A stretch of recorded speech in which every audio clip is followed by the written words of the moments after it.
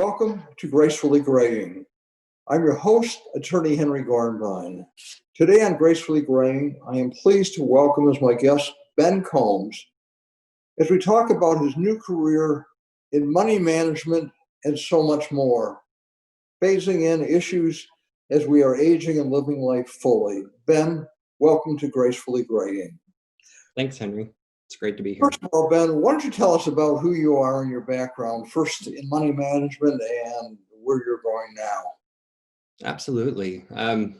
So I started my career about 15 years ago when I was 16. I was very fortunate to get my start at a large wirehouse in Cincinnati, Ohio, where I worked for a team of certified financial planners. And I was in the back office running all of their financial plans. We worked with a lot of Procter & Gamble executives, small business owners. And so at an early age, I had the fortunate opportunity of kind of getting a peek into people's lives and finances and just kind of running the plans and learning about retirement planning and financial planning. When I graduated from college, I moved to New York and lived there for a few years working on Wall Street, where I focused primarily on international wealth management and financial planning for clients in Europe and Latin America, which was very interesting work because it's really kind of it's not as common or as popular as a concept as it is here in the United States. So bringing retirement planning to new geographies. And when I left New York to come out to the West Coast here in Portland, where I currently reside, I worked for one of the largest private registered investment advisors in the United States. And there I helped clients implement their retirement plans. And then eventually I managed kind of a startup within the firm that helped clients with all the non-financial aspects of aging and retirement. So I hired gerontologists, former nursing home administrators, aging life care managers, various aging experts, where we were able to guide and advise clients on issues like, my spouse was diagnosed with dementia. How do I plan for their care? Or I have an elder parent that I need to find the right facility for. How do I manage that? Or I've been diagnosed with a major illness like cancer. How do I prepare my family? And so it was a whole new dimension of planning where we were really able to make an impact in our clients' lives that went so far beyond the traditional finances. So, at 30 years old, I'm really grateful to have had these diverse experiences that all kind of fit within this realm of financial planning. Ben, when we were talking before, you told us about something which is called scarcity versus sufficiency. Why don't you tell us what you mean by that? Yeah, it's a view, and I would say I'm not the first one to coin it. Lynn Twist has done some phenomenal writing and speaking on this matter. But it was really, I arrived to this after working with well over 1,000 clients over the last 15 years and really just getting to understand their lives and their resources. But it is my belief that the scarcity mindset that many people hold, and it's not a judgment, but it's the belief that resources are finite. So, there's a certain amount of resources that exist, and thus there is not enough to go around. So I need to obtain more and more resources, or I need to protect what I already have. That is the scarcity mindset versus a sufficiency mindset, where it's the view that there is enough to go around. In fact, there's more than enough. There's an abundance that exists in this world and in this life. And so, I think of scarcity as example of, with COVID, going out to Costco and, getting 5 packs of 60 rolls of toilet paper versus maybe going to Costco and just getting the one. Is kind of more of a current relevant example. I'm thinking, Ben, as we're talking from a movie, I don't know if it was Wall Street or another one where Gordon Greco said greed is good. And, so it's a matter of, is greed good or is, sufficiency important? And I think that's one of the dichotomies that we face and that you're dealing with. Mm-hmm. Let's now go to talk about how the financial services industry currently operates, Ben. Yeah, I mean, I think, Gordon Gekko and Greed is Good is a good segue. Because in that movie, Gordon Gekko was kind of a representative of financial services, especially during the 80s. Things have certainly changed since then. But it is my belief from my experience that the financial services industry does cater to and operate in this scarcity mindset.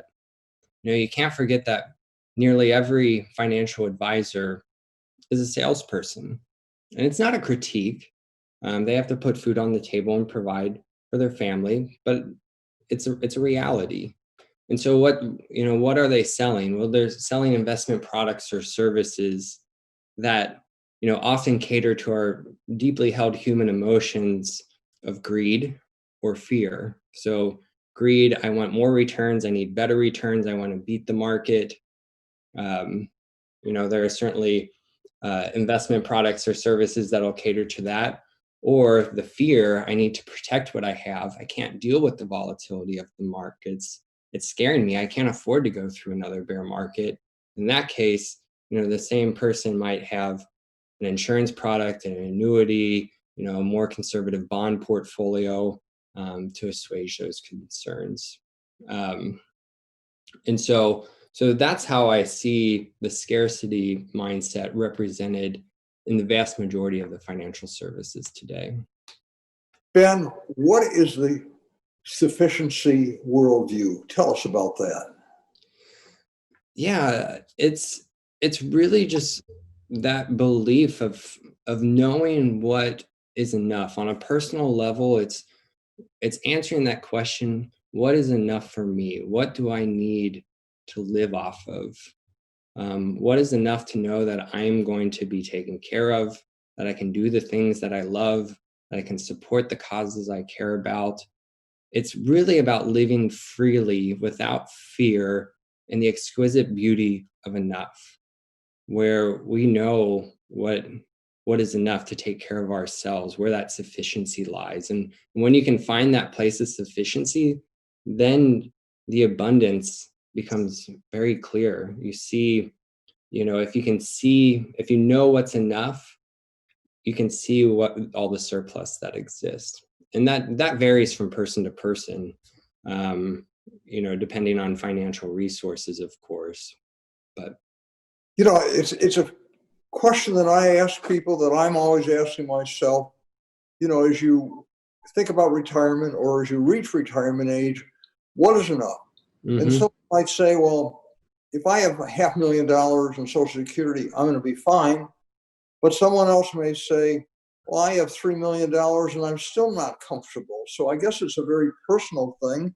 And it's something that I guess when you're delving into your new project, you're going to be talking about a lot, not on this edition of Gracefully Graying, but to others as you move ahead with a new chapter of your life. Yeah. So what do you mean by living life? Well, first of all, let me go back. What does it take to live a healthy, meaningful, and independent life? Because that really begs the question we were talking about earlier. So let's go there. Yeah, I think it's a very humbling question, because it's been so many older adults in my life, I think, have really paved that way and demonstrated that to me. My grandparents, mentors, friends, clients.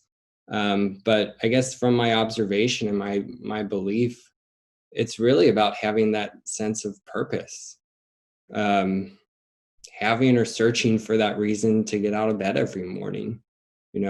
My mom always said her purpose was to be a mother, and she was a phenomenal mother. I believe her 100%. My Nana's faith was so closely tied to her purpose.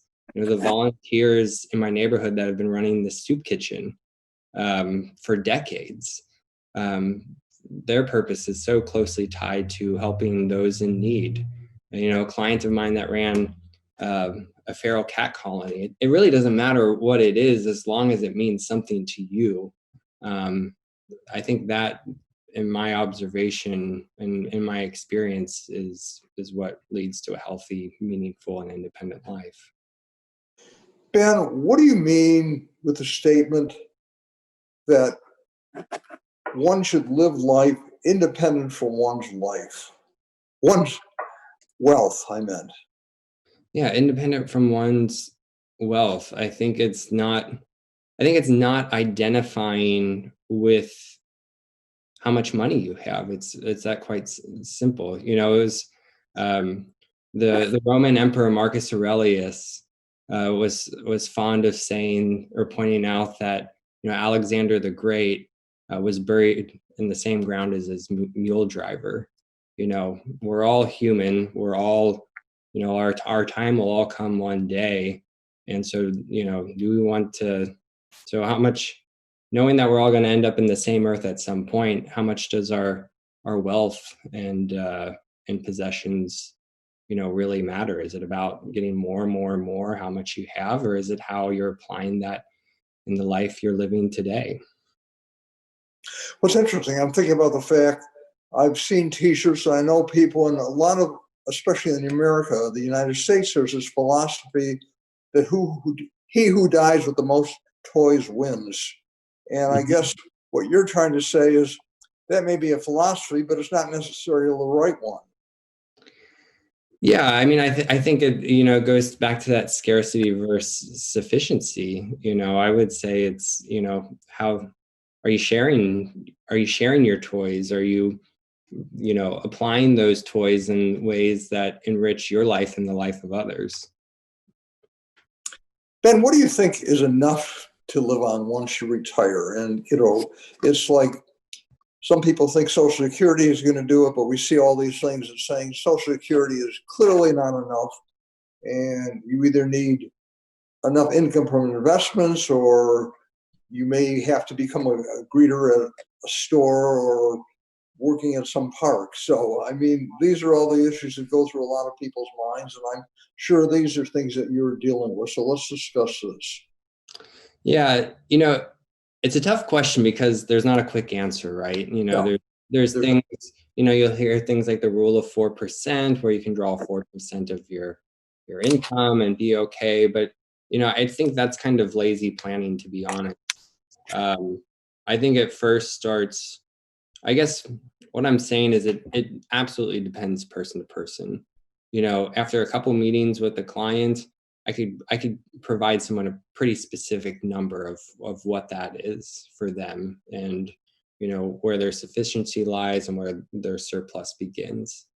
Um, but but I would say it starts with budgeting. You know, knowing the life one wants, what they want to do, how they want to impact people, knowing what that costs. So that's the work that an individual has to do.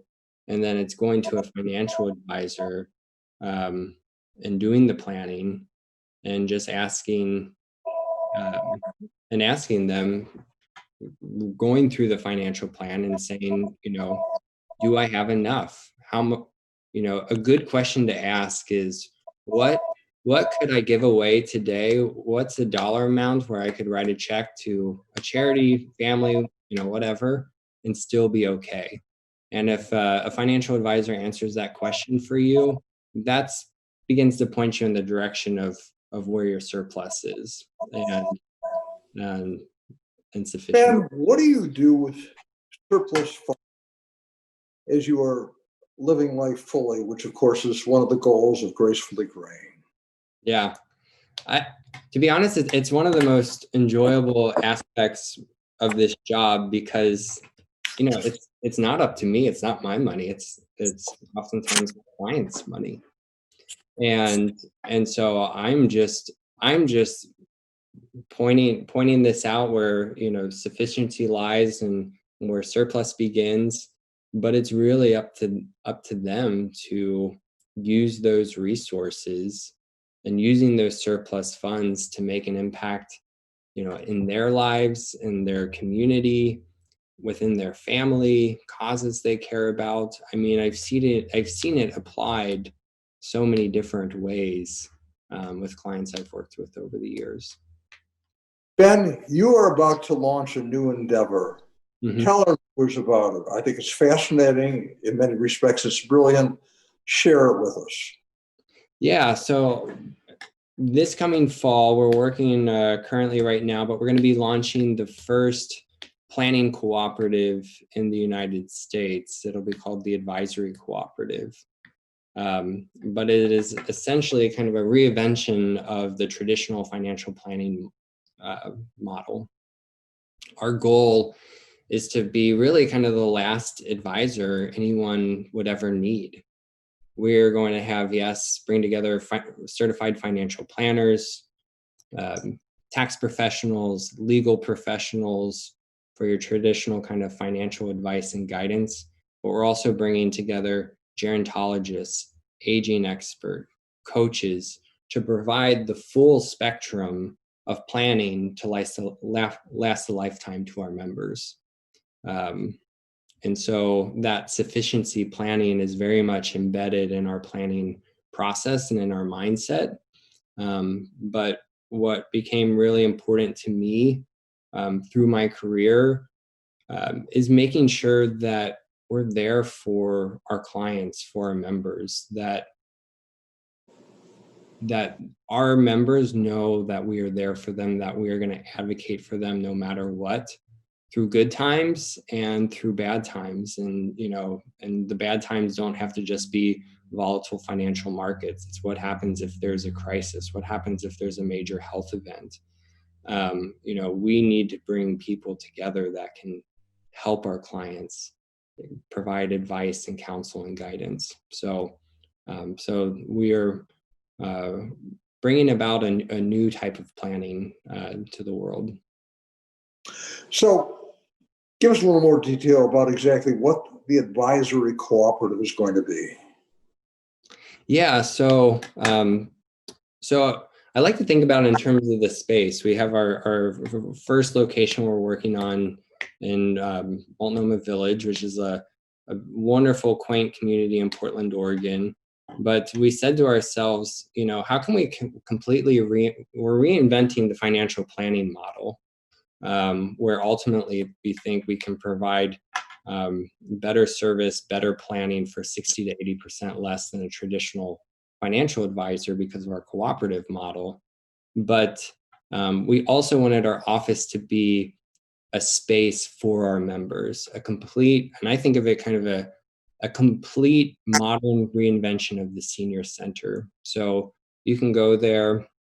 So yes, we have offices to meet with our planning consultants, but we have workshop and studio space. We have a fully functioning cafe where members can come together and meet for book clubs or meet with friends for coffee or a light snack. We'll have events in the evening, live music, author speaker series.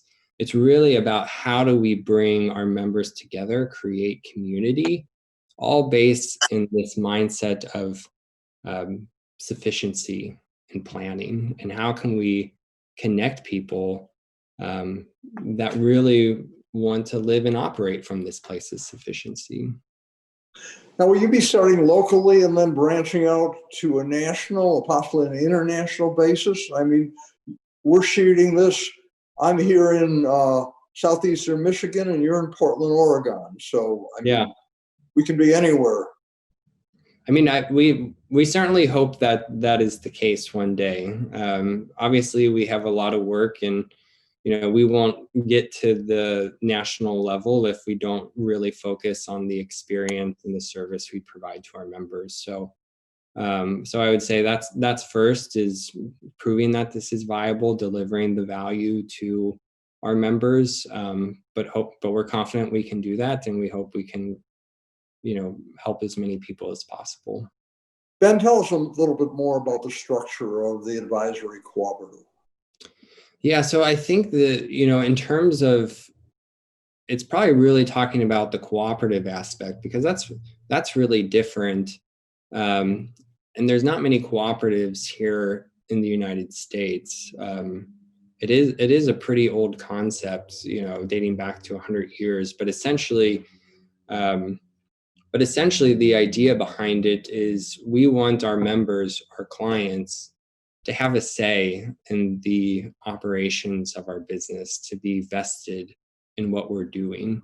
And so as a cooperative, if you think of REI, for example, you get 10% of all your purchases back. We want our members to have some economic benefit and stake in what we're doing. We want them to have a say in the leadership and management and direction we go in. And so it's really about giving some level of control and ownership to our clients, to our members. If I'm the CEO, if our clients and members think I'm doing a terrible job, they have the right to fire me. It holds me accountable as a leader to deliver the best for our members, and I welcome that opportunity and challenge. And tell us more about your goals. I mean, how will the finances be handled, and what are going to be the benefits for being a member of the cooperative? Yeah, so we're hoping longer term, the benefits of being a member are, we position ourselves as a viable alternative to a traditional financial planner. And so it's really, and we're still finalizing pricing, so I can't get into too much detail there. But essentially, there's a one-time fee based on your liquid net worth. So, someone with $5 million is going to have a more complicated planning situation, most likely, than someone with $250,000. But we want to make our planning accessible to everyone. And so they pay an initial membership fee, and then there's a relatively small monthly cost. And it's a deposit towards service. So if it's $100 a month, let's say, those deposits accrue, and you can use those funds to schedule meetings with a financial planner, to schedule meetings with an estate specialist, a gerontologist. You can go to the cafe and use your $100 a month to buy food if that's all you're interested in. We wanted to allow members to create the experience they value. So someone's not just paying us and we're dictating everything that happens. We're creating a customizable experience for our members. This is so important. And what are your timelines? You mentioned trying to launch in the fall. What do you see as a realistic timeline, and how do you intend to launch? Coronavirus has definitely impacted things. I think in the end, I quit my job on February 9th to pursue this full time. So interesting timing, but I think it's ultimately led us to think more critically, more creatively, build a better solution. And so we're hoping by October 1st, we'll launch, whether that takes more of a digital format or whether we're fully open with our, physical location in Multnomah Village. In Portland, that remains to be seen, but we're sticking to the fall in terms of when we can open. Now, with Ben, with Gracefully Graying, which we've discussed, we are building a virtually community that impacts upon every aspect of one's life, which is similar to what you're doing. I mean, we're looking at economic issues, legal issues, physical issues, medical issues, emotional issues, housing, play, sex, everything. And this really dovetails with what you're doing. How do you see us working together, and how this fitting with Gracefully Graying and your advisory cooperative? I mean, when we first met and interacted, I was amazed at how much alignment there was. Yes, the core of our business is planning and advocacy for our members, but a lot of it's education too. And, all the areas you talked about, health, well-being, aging in place and living independently. I mean, those are all of the things we are going to build content around, have workshops, webinars, staff experts in those areas to provide really great guidance to our members. So I think, I envision a future with lots of collaboration, Henry. We're here in the age of the coronavirus. How is this impacting upon your plans? And also, how do you see this impacting upon those of us who are in a gracefully graying population? Yeah, I mean, I touched on how it's impacting our business. It's really just allowing us to be a more creative and more flexible to overcome some of these challenges. But we're not operating out of a place of fear with this business. I mean, we believe the world is better off when the advisory comes into existence. But for the populations we serve, this is really challenging. I mean, I'm in the population that fares better with this virus if impacted. So, but it's scary. I mean, and I think now more than ever, community connection is needed. I mean, isolation is a tremendous risk as we get older. Loss becomes more of a part of the story, and now having to stay in one's home